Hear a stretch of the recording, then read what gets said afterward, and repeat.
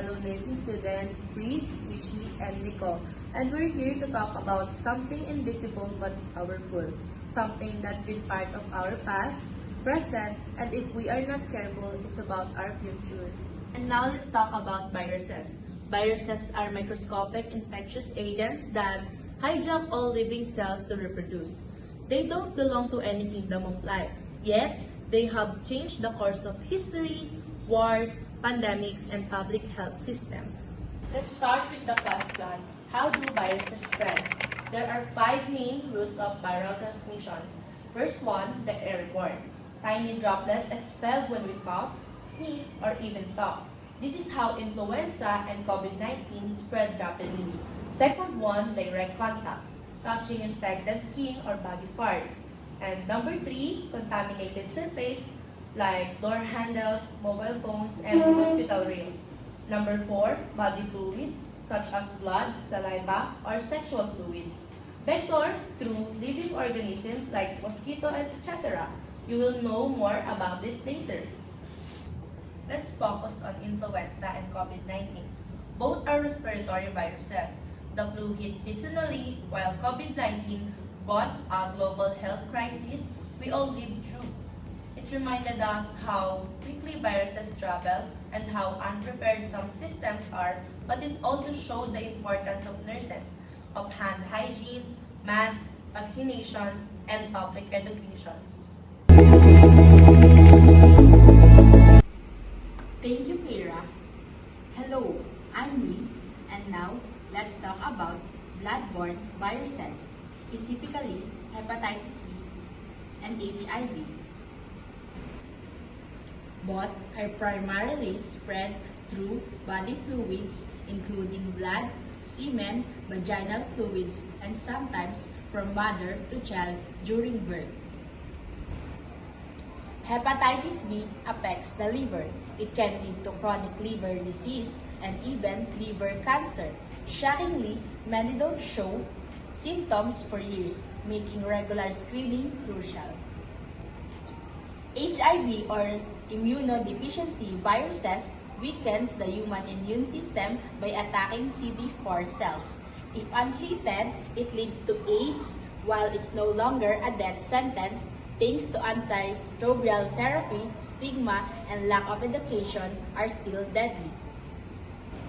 As nurses, we are critically bound to practice universal precautions, treating every patient's blood as potentially infections.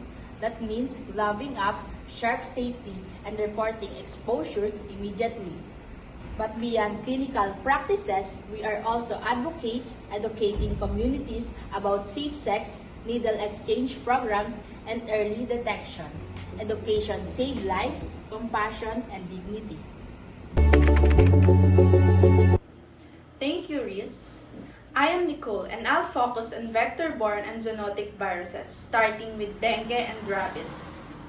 Dengue fever is transmitted by the Aedes mosquito, especially in tropical countries like ours. The virus causes high fever, joint pain, rashes, and severe cases, dengue hemorrhagic fever, which can be fatal. There is no specific cure, only supportive care. So the most effective strategy, prevention, that includes mosquito control, draining stagnant water, and community health campaigns. Nurses play a key role in identifying outbreaks and promoting public awareness. Now, rabies, a terrifying virus transmitted through the bite of infected animals, especially dogs. Once symptoms appear, it's almost always fatal. But there's the good news. Post-exposure prophylaxis is highly effective if given immediately. As nurses, whether we're in clinics, schools, or barangays, we need to educate the public. Get pets vaccinated, seek help after an animal bite, and know the symptoms. Whether it is a mosquito bite or stray dog, viruses don't need passports. They travel through our environment and our behavior.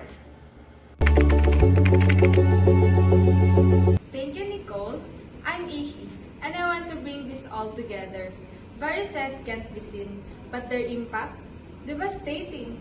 As a freshman nursing student, We may not have all the answer yet, but we already carry the power to educate, to prevent, and one day heal. So what exactly is our role? Prevention, promoting vaccines, hygiene, and health literacy. Also protection, following protocols, wearing PPE, and reporting hazard.